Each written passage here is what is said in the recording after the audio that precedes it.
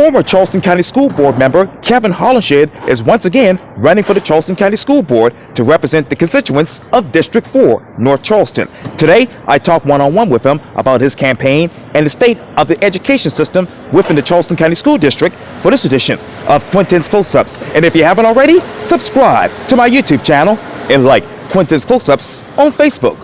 Kevin Hollinshead, welcome back to Quintin's Close-Ups. It's been a long time. Good to see you, my man. You too. Well, I gotta tell people, we had a falling out for a while. Yeah, but I still love you, man.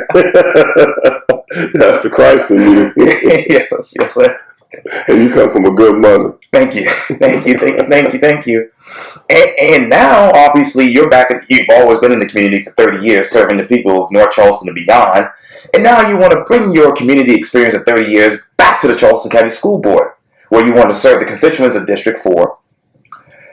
You think I've been drinking too much, Quintin? I don't know. No, sir. I was one of the leading individuals that pushed for single member district. For that, I created a lot of enemies and my brash style of politics, which I believe that transparency and the public owns elected offices, did not sit well with advocacy groups and some nonprofits. But I serve a base in North Charleston that is underserved, and I really I feel organizations talk about disparity, talk about the plighted people, but I'm telling you, and you know for yourself, they don't come in my neighborhood. They don't spend 5 minutes in my neighborhood. I go to Food Line, and my folks talk to me every day. Every day. Save a lot every day.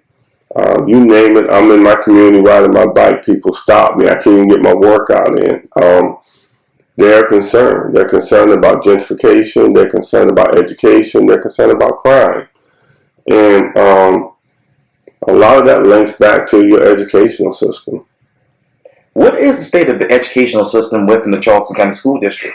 Well, the pandemic came in, which didn't do it any justification because of it was already had 23 or so failing schools, and I think 15 now they try to deem necessary, mission critical, but education has a lot to do with the outcome of your community. Everything boils down to economics. If you don't offer a child a way to excel, whether it's in a trade or college, you put that child in a position to fall backwards. You have several things that I can tell you that's been going on that I see that's really concerns me. So mental health is one. Okay. We had Liberty Hill Academy in my district, and they had children that went through that program and ripped it out. And like I told Chief Burgess, who's a childhood friend of mine, there were 3 murders, 3 shootings, and each child ripped it out of that program. That program only goes to 8th grade, but if the child had the resources that we identified problems there, we should be able to kind of maybe either work with law enforcement or either give that child a career that then maybe they can make do instead of resulting to drugs or gun activity. What you get in the school, what you allow in the school, transcends out into the community if you don't correct it. Now, what problems at that particular school did you identify when you were on the board? Well, the superintendent at the time, that administration, swept it under the rug. I had teachers that talked to me constantly about not having the resources there, not enough staff. They did not have adequate mental health counseling. They had a mental health counselor there last year, and I think that person left and went on to another school. But they do not have a consistent base of leadership there. The principal that they brought in from Florence was only there for like a year and a half. Now he's also moved out. You have to have a love for what goes on there, because I know the student base needs attention, and it sometimes may drain you physically in the afternoon. But we need to put the resources and pay there to make sure we have the professionals, the mental health capacities there that can be able to try to help. And so the other factor I want to tell you is that,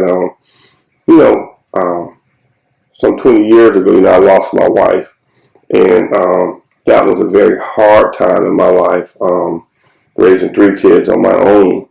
But what I ended up doing was not just raising my children. I raised the kids within the Socorro Cherokee area, Dorchester Wayland area. On the weekends, they would come spend the weekend at my house, and my income ended up having to be multiplied by 7, feeding grits and bacon and stuff like that to them, and lunch. But what I also noticed that parents were struggling. Even though they had some resources, some families had 7 kids in the household. They get a break with one going out of the house. The parent lifestyle is not conducive of what should be. So let's just look at this for a second. Okay. So if you have a child that's worrying about her mother paying her light bill, worrying about how she's going to make ends meet, how do you think that transcends into the classroom, to the teacher, to the principal? It makes it a very difficult job. Back in, I think, 2019, I carried a delegation to Atlanta, Georgia, our retired educators, Carol Temple, just to name a few, Jesse Williams, and others, Pastor Dixon. And we got to see what Atlanta did. They were doing the same thing we were doing. They were sweeping their mess up under the rug. So they realized they had to stop that. So they had to start teaching what was, what people deem children of special need, or children that need more resources. But they started yielding a great product.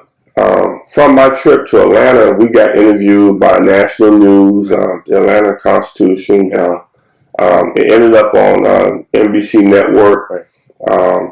They talked about success there. That footprint there is the same environment what we have, even though it's larger. Yes. What we're dealing with here. We should be able to take what they're doing and model for success. Now, one thing I had to make Carol Temple laugh. I know you got to go with your interview, but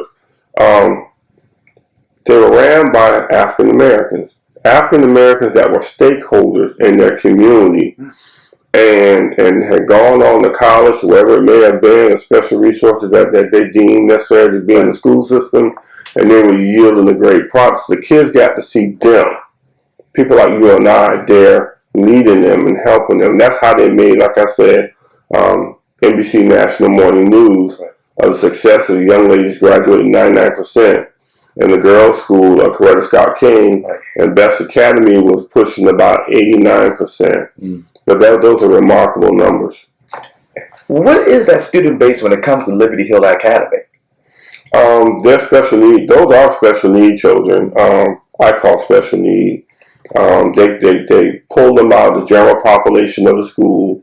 They place them there to get the resources that they need. There's Liberty Hill and Daniel Jenkins. Just the other day, we donated some supplies to them. Hilton Coakley and myself. Right. And so they try to correct their behavior and then send them back to the general population of the school.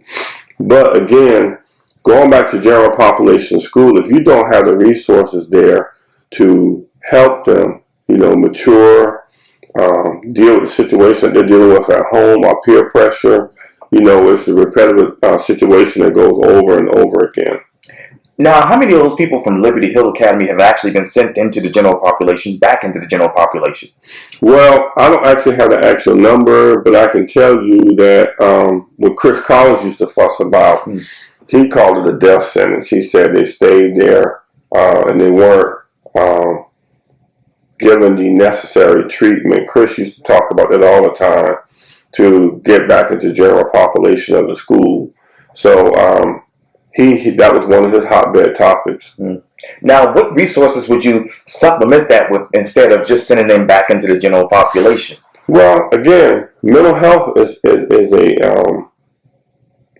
very big component. You have to have a caseworker there to deal with the child and deal with the parent, because you're actually married to both. If the parent is having problems at home, it's not going to help the child. So, in Atlanta, they had resources to help the parent get on track and get on foot, and also kept tabs on the child. Yeah. I had talked to a good Republican friend in Mount Pleasant, and they said, well, that's socialism you're trying to take over. I thought, but what are you going to do? You're going to continue to sweep stuff under the rug, or you're going to try to deal with it? They couldn't answer the question. How many caseworkers do you actually need at Liberty Hill Academy right now? Well, they don't have any. I could see possibly in that population maybe 2. Okay. And North Charleston High it needs 2. We need to create a accountabilities program. One that deals with the child that misses too many days. I understand District 20 is coming up with a good proposal, but also we need to also deal with the issue of when a child gets to be a certain age, like at North Charleston High. I think the principal there is Mr. Henry Darby. He yielded some good success and has struggled, and he's a lot older than I am, and I know it wears him out, but I tell you what we have to do in our system is we have to have a paraccessor to succeed him and keep the same good work going if he ever decides to retire. We don't do that in Charleston County Schools. We don't breed or train our own to come in and to deal with the school and continue on with the successes. I'm going to get to that in just a second. But let me go back to District 4, Mr. Hollinshead. Yes. What are the last figures of the population for District 4? It is 63% African American. And, the other is, white, but it's 63% of high areas of African American. Now, how many of those residents have your District 4, lost over the past 4 years? How many have they lost? Yes, sir. The teachers, or you mean population? Population, yes, sir. Oh, gosh. Quintin, as you come down East Bay Street, there's been a shift of African Americans moved to North Charleston for many years, and now even white America can't afford living downtown. So now they're coming back to my area where I grew up at, areas like Wilbur Barron, Dorchester, Wayland. Oh, yeah. They used to be pure white when I was growing up. Now they're African American. Now they're beginning to have working class whites trying to integrate back in there again. You notice off of Mixon, they have this big, massive development right there. And I understand people from moving from Mount Pleasant into that facility. So people are just, they're trying to find land where they can afford it. Now, how many of those working class, Caucasians have actually moved into District 4? I think right now they're forming. I think it's going to be in the next 10 years, you'll see the shift. Okay, well, what are District 4's growth projections in your mind? Again, looking at those units going in, looking at everyday realtors. I had a neighbor come to my house yesterday talking about every day a realtor drops a card or a letter to their house trying to buy them out. People are looking for access, and it's not us. Where is that access? And what they can afford. What they can afford, Quintin. If the city of Charleston, if a teacher can't afford to work and live down there, or actually live down there, and there's a community from Somerville, out in the outer areas, what do you think it does for the average white family that's trying to live downtown. They have to have tremendous amount of funds not only to pay the taxes, but just to live there. Well, okay, let me ask you this, Mr. Hollinshead. What is the Charleston County School District's tax base? And what is the tax base in District 4? Well, it's the same across the board. The tax base drives from the school district from businesses. As you noticed the other day, they talked about the $36 million shortfall.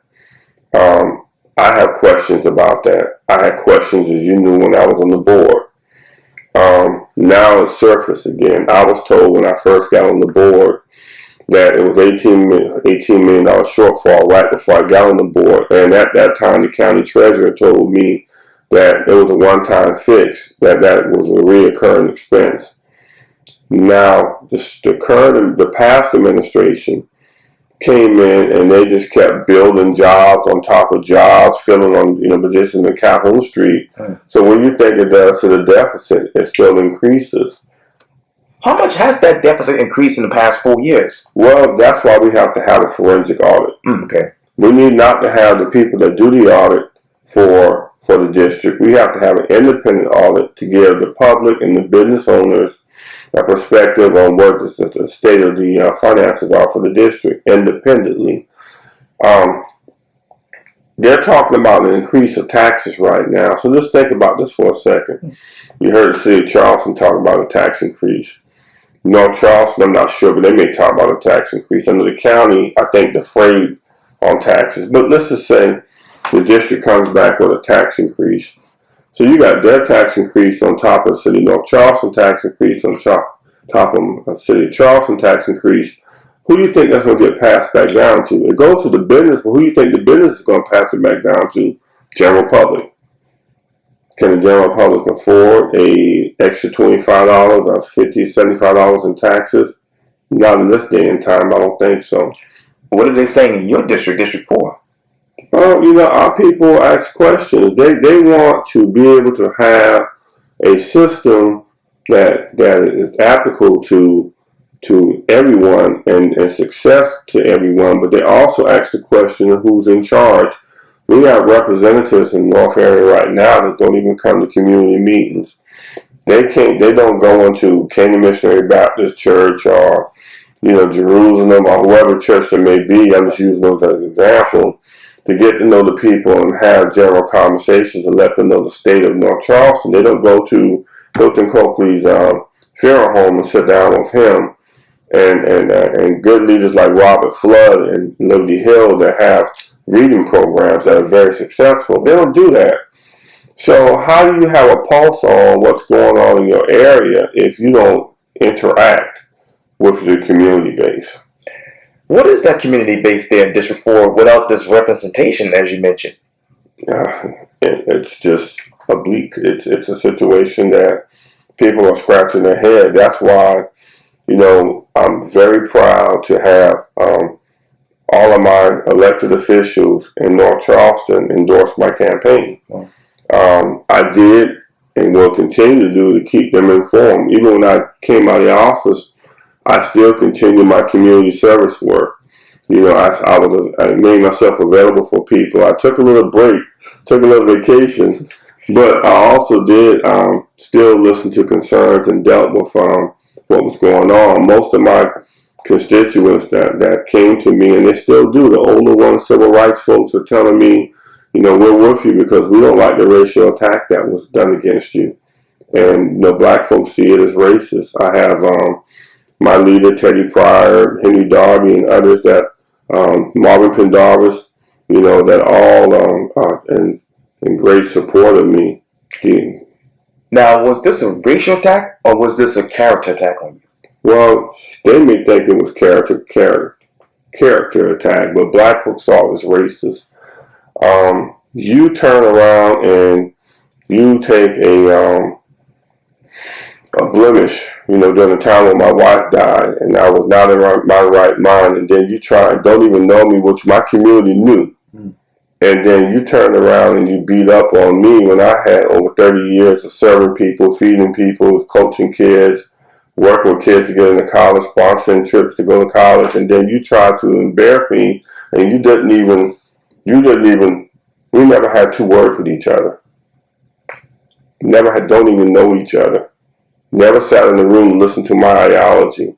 Never tried to figure out who I am. Never tried to figure out my neighbors like Chief Burgess and his family and others who still support me wholeheartedly.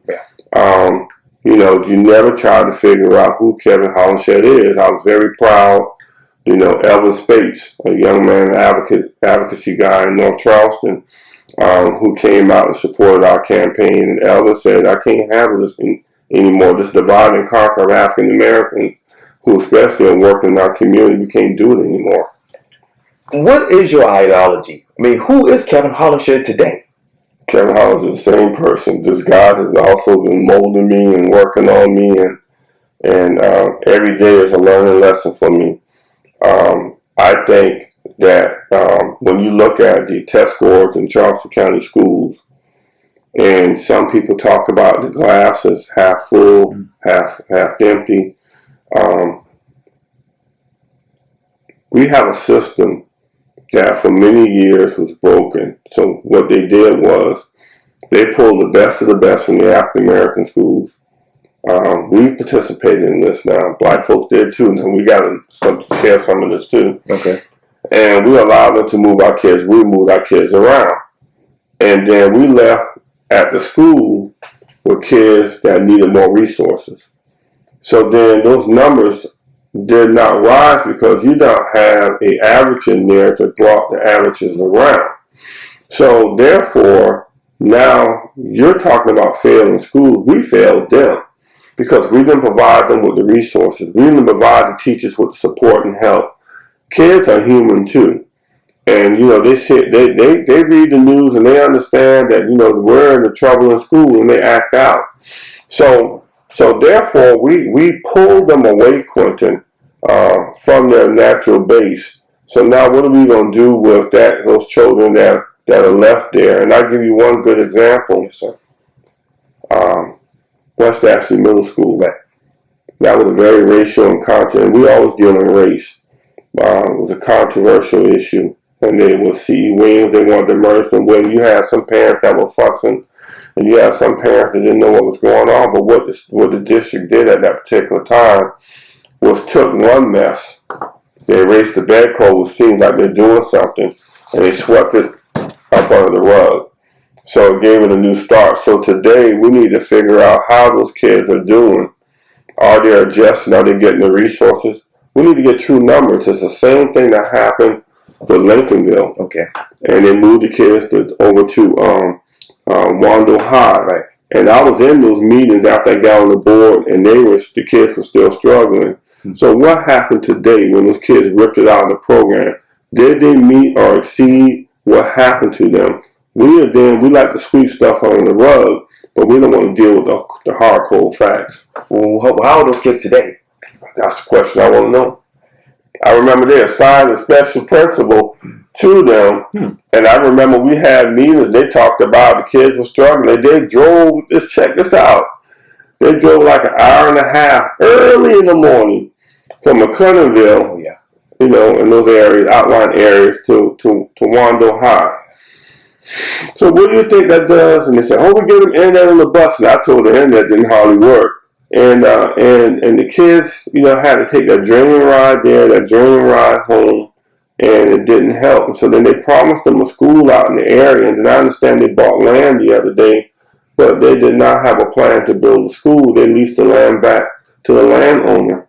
For affordable housing or? No, just for the development of the school, but for right now, I guess they don't have the resources or didn't have intentions to build a school. I got a call from Orndorff people out there saying that, you bought the land, you leased it back to the man, now we got to wait another 10 years or so before we get a school.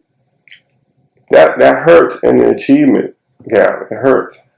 Speaking of Hollinshead, let me ask you this. Mm-hmm. What is the increased percentage of students making at least 1 year's growth of the NWEA math, reading and math in your district, District 4?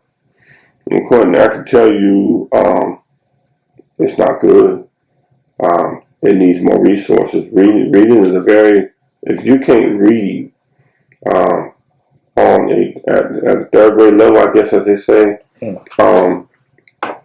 they claim that the child is deemed for failure. I think I question that because I think you can, as you saw at North Charleston High, Mr. Darby is turning things around.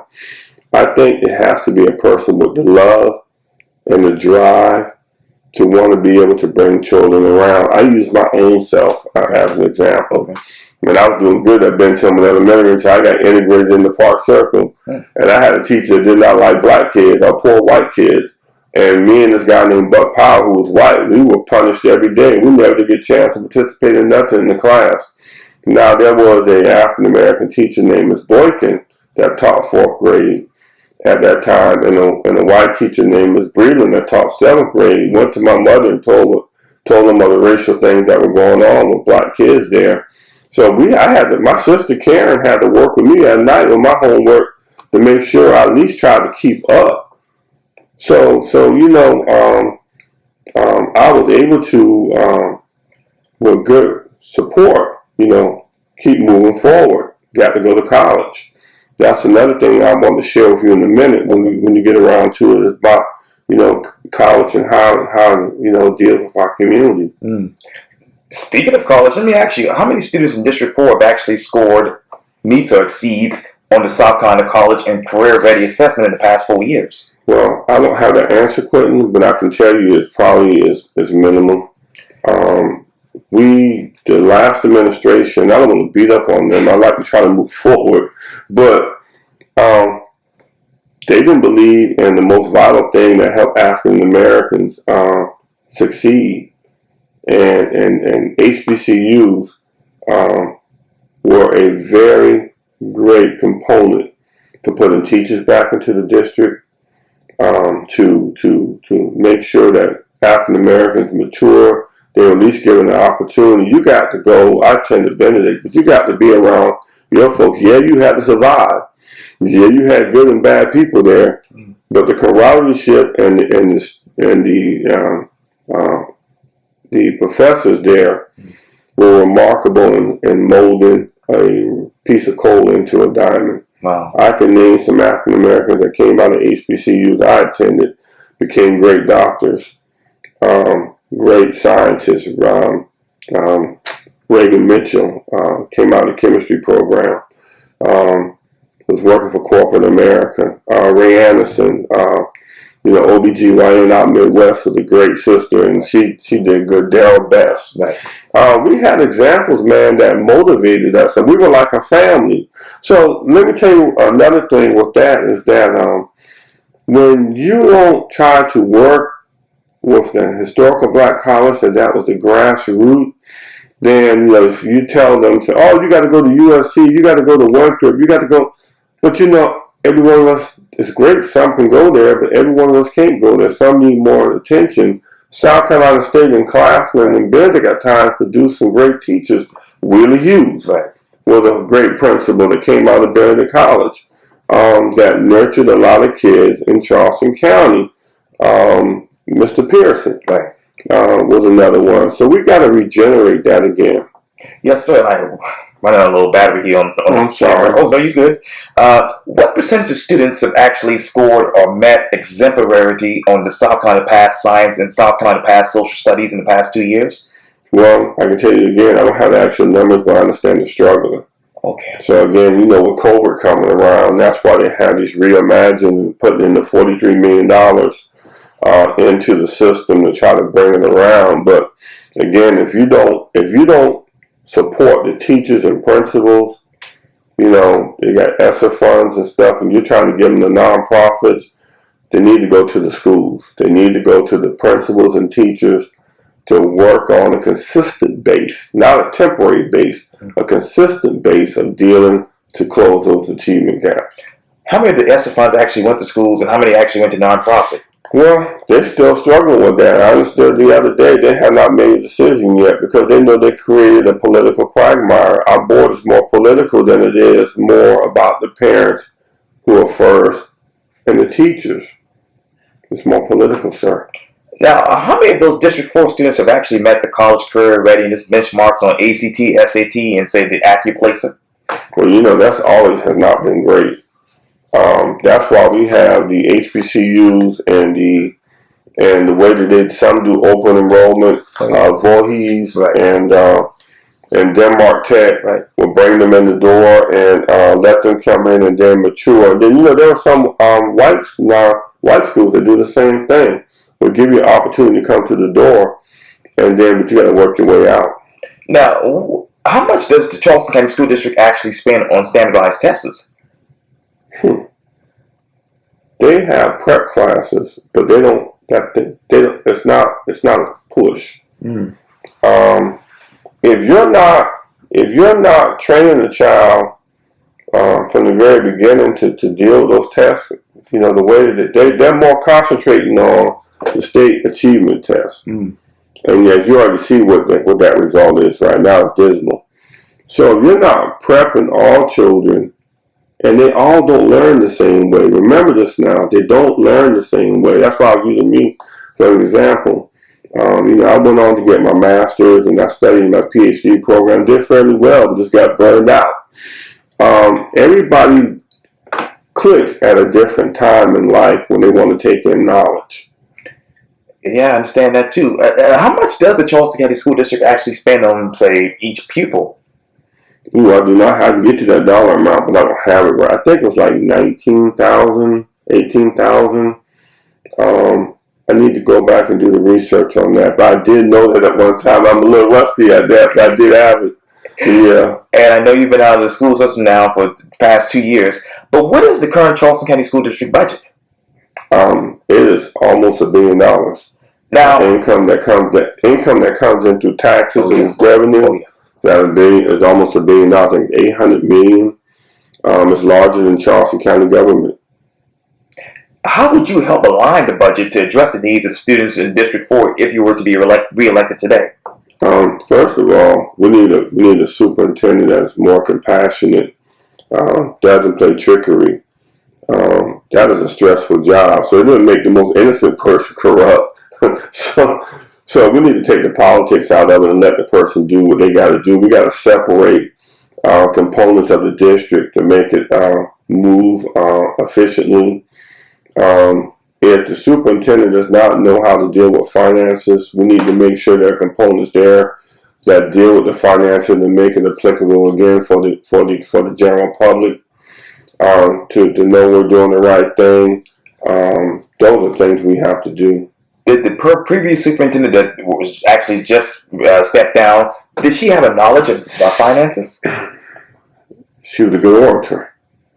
I give her credit. She knew how to talk, and then talking and knowing what to do are two different things. She was very good at that. I call her a snake charmer. She's very good at that. So, what can you say? She's back in the Charleston County School District essentially as a consultant in that role. Is that a conflict of interest? I believe it's a conflict of interest. There's no peer assessor to take her place, and that's why I said again, I will make sure that we have legacy in place, guys and women that can take that district mantle and run after someone retires and leaves. Look at District Dorchester 2. Right. Pine was there, 20 years? Yeah. We didn't have a bunch of ruffling out of there, but then they also had a smooth transition. We got to make things here so complicated and hard because we deal in politics in Charleston County and not students. How many of those jobs at 75 Calhoun Street, and nobody wants anybody to lose any jobs, but how many of those jobs would you actually eliminate? We have to get an evaluation. We need to see what she added to it. We need to see if it was applicable to the needs of the district. Resources need to be put back into the schools or the principals. That is what I'm very concerned about. Obviously, we have an interim superintendent, Mr. Donald Kennedy, and now I believe the school board is in the process of searching for a new superintendent. Should they wait until the new school board is elected to start this new superintendent search? I would think so. If things doesn't happen again, if these as my African American friends are talking about, even good friends like Sandy Sin, that's my buddy, sweetheart. She took up for me, and she just texted me the other day, or checked up on me every time she can get. You don't find good people like that, but they're all concerned about education. Marlon Kempson, another good friend. They're all concerned about education and how it applies to the average person. And again, I'm going to say this to you. It's just not African Americans. The white kids are barely above the mark too. They have other different social issues that deal in their community that we have to deal with also and help the parent. What are those social issues there? Man, when I was there, kids were on the bus coming from Wando High or some schools, and they were vaping. And I had to just report in the meeting. Sure, they're vaping, smoking marijuana on the bus.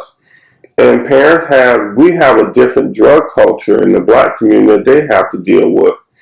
And so we have to provide those parents with more mental health resources to deal in issues, because both parents in the white community over there in Mount Pleasant work because they have to take care of such a massive structure of a house. Even if it's not a big house, the debt is so big, they both have to work. So who's guarding and who's helping with the child? And I'm going to get back to that in just a second, but I want to get back to some more questions quickly before the battery runs out. Yes, sir. I'm sorry. Oh, no, you're good. How many District 4 students, Mr. Hollinshead, are currently participating in STEM or STEAM? I think we only have like 1 or 2 schools, and that's something I need to go back and check that are in STEM programs. I know Zucker is one, and I think that's it. But I have to double check. That's a good question.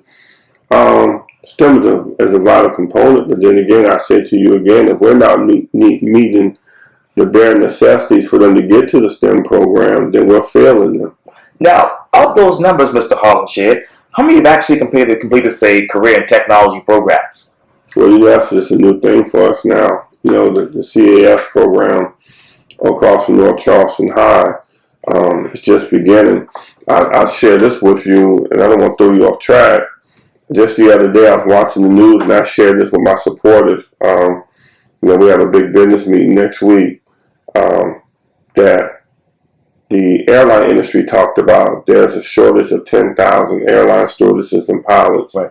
Charleston is a global economy here. Whether they want to admit it or not, everybody from around the world does business here. So we need to be able to take some of those kids from those schools and young ladies that want to be airline stewardess and train them and work out an agreement with the airline industries to farm some of our kids into that occupation. We need to do everything. Everybody's not meant to go to college, but we need to make sure that we exhaust every avenue to make that first generation of families coming out struggling successful. Where in District 4 has there been an increase in student enrollment? Probably in Mount Pleasant. In your district? In my district, there hasn't been too much of an increase. The only ones that we can talk about is School of the Arts and Academic Magnet, but then there are not people in my district going there. They're coming from abroad. So in our general population, it's just people that live in their community going to their schools. So that's something that has to be looked at. And then the other thing too, we closed down Mary Ford and turned to early childhood school and moved those kids over to Chicago Elementary, right. And now they're struggling. Just the other day, the community fought back. They wanted to move Stall students into North Charleston High. All that hard work the principal and staff have done over there, you think all African Americans get along like that, but we have different communities and different pockets. So you're going to put kids in there and they're going to start fighting, and then so all the work that's been done to move that forward will be at a wash. Have student discipline referrals in District 4 decreased in the past 2 years? Yeah, How many students in District 4 actually perform above or below the grade level? Well, I think we're going to wait to see what's coming out of North Charleston. I think we're going to be surprised. I think they made some gains. What was the percentage of suspensions and expulsions in District 4 by race and ethnicity in 2020? Well, because of the covert, Quintin, they were backlogged, and I understand, and have delayed a lot of that in expulsions. Let me just say something about the constituent board. That's the first line of that. Oh, yes. Some people want to get rid of them, I think the act of consolidation is not going to allow that because the delegation has too many votes to stop that. Right. I think we need to train them. They spend like 9-10 hours hearing expulsion cases. We need to train them to be a better tool of the district. We need to also pay them some stipend because they only get to the $25, and the big boy now is getting $800 a meeting, but a month. But we need to do something because then we bring a better product to the constituent board, and if we give them training, we also yield a better product, in dealing with the kids at first hand. I want to get back to that in a second too, but let me ask you this. Has there been any achievement with students with disabilities in your district? There probably are some. But I know right now, what people look at are the ones who failed and who've been in the news. And there probably are some kids that actually went through the program and done pretty well. But again, we tend to focus on what's bad. That's the same thing with the failing school. We focus on the bad, but we also need to focus on how do we bring them around what's been succeeding. What has been succeeding, particularly in your district? Well, again, North Charleston High is one. You hear the accolades there. Right. Morningside has struggled, but I think that's a jewel in the rough that we can turn around if we were able to do. And so Shakur, we got a lot of work to do there, and that's my district. Oh yes. If we're able to implement some of the programs in Atlanta, one of the things I think would help Shakur if we move Shakur into the auspices of Military Magnet. And then, give the children the discipline structure that they need to transcend. Colonel Dawson started Military Magnet, right, and they did a remarkable job for many years. But then we didn't train to put a successor in there when he left, and also I can't think of the former principal name left. So we need to make sure that we have a cycle of progress that goes on and that makes a better community. Now, where's the cycle of progress in your district in these particular schools? That's going to have to be a strong evaluation, Quintin. I hear from parents every day.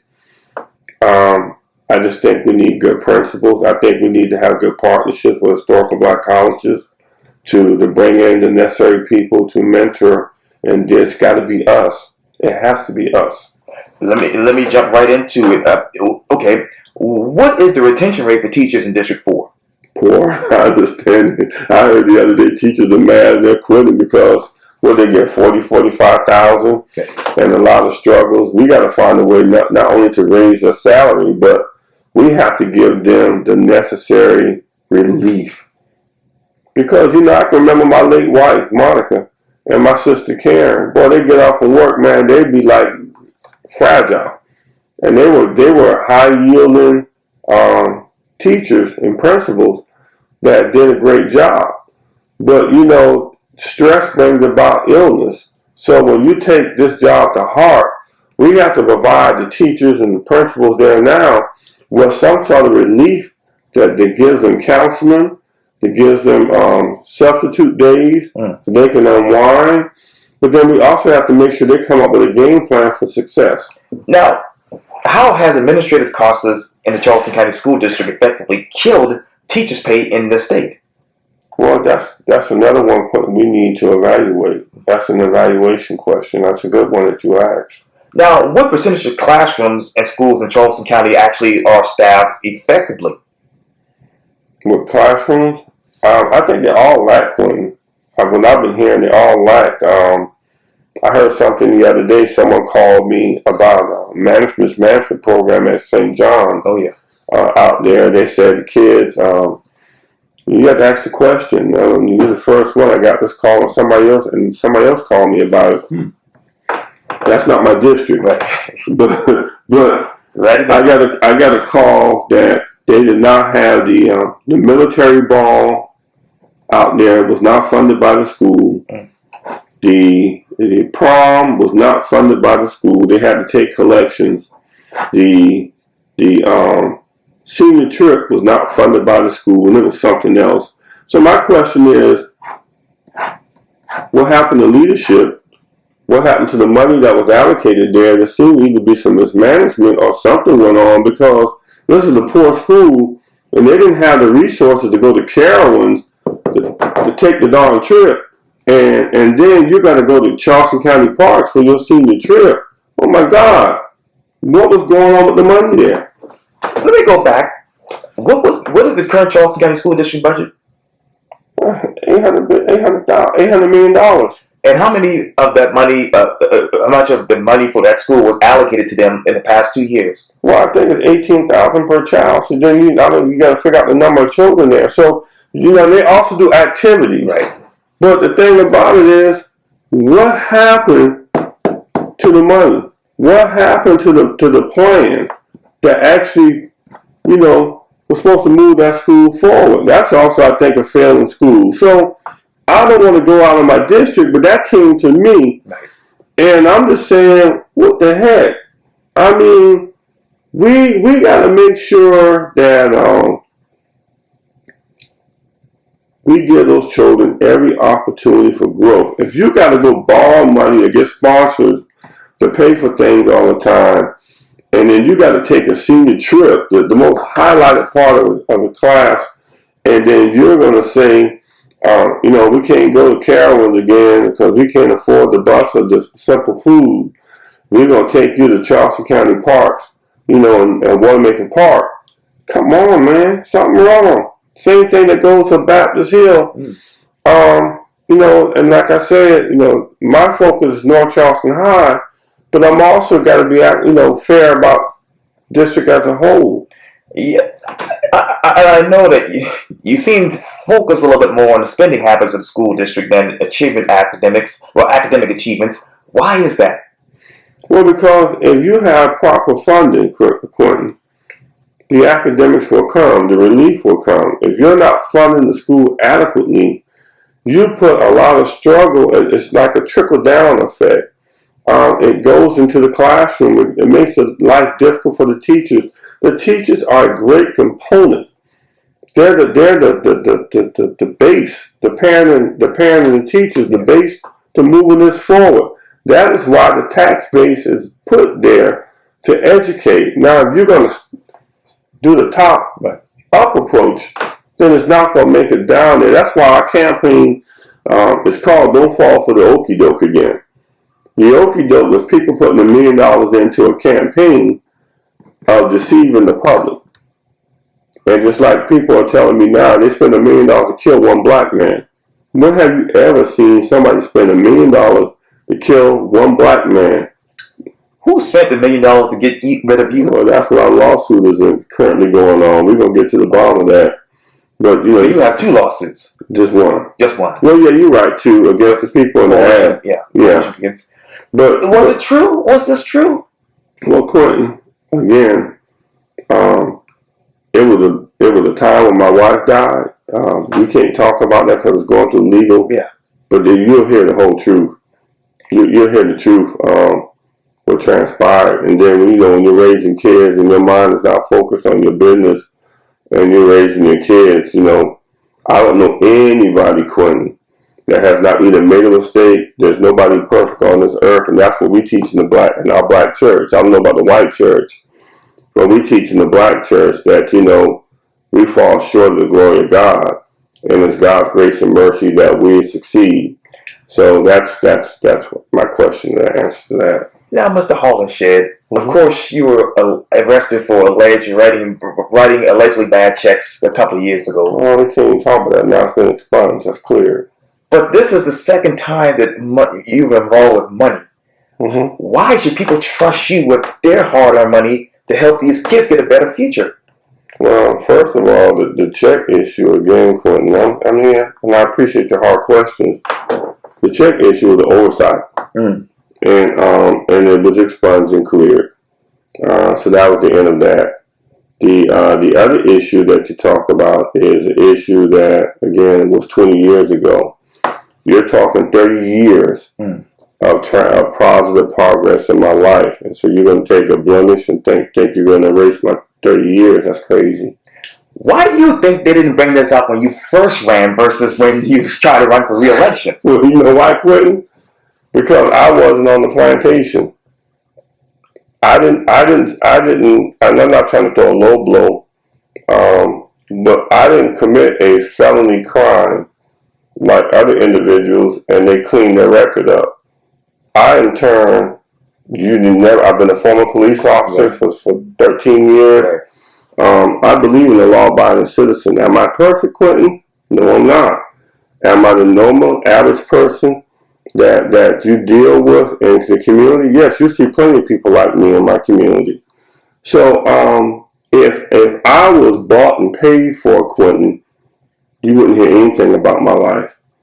I would just be the one that would go along to get along and basically be scared.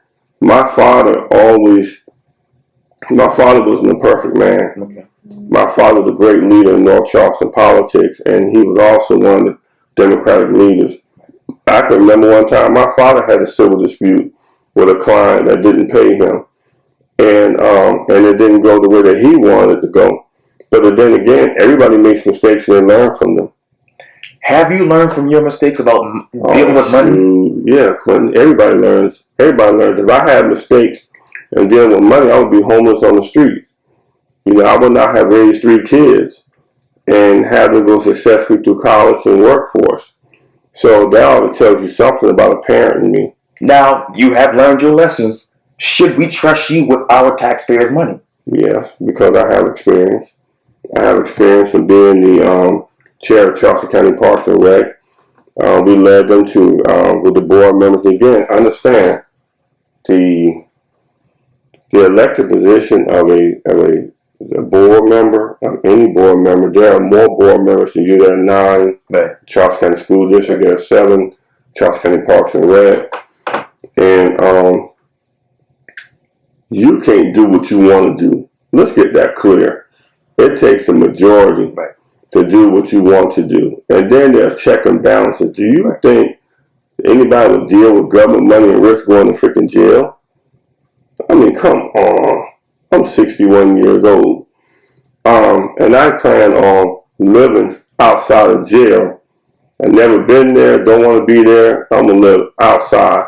And I'm going to live comfortably. But let me just say this to you, and I know you got to... Oh, yeah. I'm sorry. No worries. But you had $1 million campaign, and you controlled the board for 2 years, and did you get transparency? You need to ask that question. Are you transparent with your votes and what you've done on the school board? Always. Anybody can call me. I'm the only board member. That's why people want me to run. They could call me. Oh, yeah. I'll come to their meeting. Right. Oh, yeah. They stop by my house. Now I'm in the yard cutting grass, and I'm as very clear and honest as I can be. Now, when you do get on the school board, if you're elected in November, what exactly will you do on day one?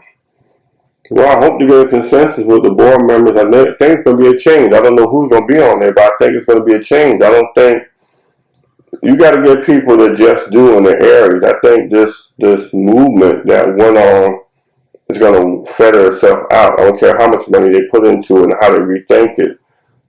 Years ago, the Busan movement led a ticket in the school district. It worked for a little while, and the public got tired of that. So the public gets to be wise and to understand what's going on. Nobody wants they want a democracy, but they don't want anybody dictatorship in their school system. They don't want that. And so they don't want that in general public and county council and city council. Why would they want to do that in the school system? Now, how would your relationship be better with the new school board members? I think I'm a lot wiser. I think I'm a lot deemable. I got frustrated the last time because there was so much deception and lies. And it was not about the parent and children. And it was more about trying to crunch numbers. We spent how much money on the Clemson story? Right. And the Clemson study. And did we implement anything from that? We spent, $370,000 on Share Future. Oh, yeah. And did anything come from that? But a bunch of people stay in the hotel and retreats or eating food. Over half the people that participate in that are not even involved. We need to put the money in the classrooms. We need to be able to take students during the summer, like the old CETA program when I was young, and give them job opportunities throughout the county to keep them off the streets. We need to come up with structured programs. If you were to get back on the school board, Mr. Hollinshead, would you like to have Don Kennedy as the permanent superintendent? I like Mr. Kennedy's a nice guy, but he's not I mind the future of Charleston County Schools as a superintendent. I think there are people inside that district that can do the job, but they're pushed under the rug.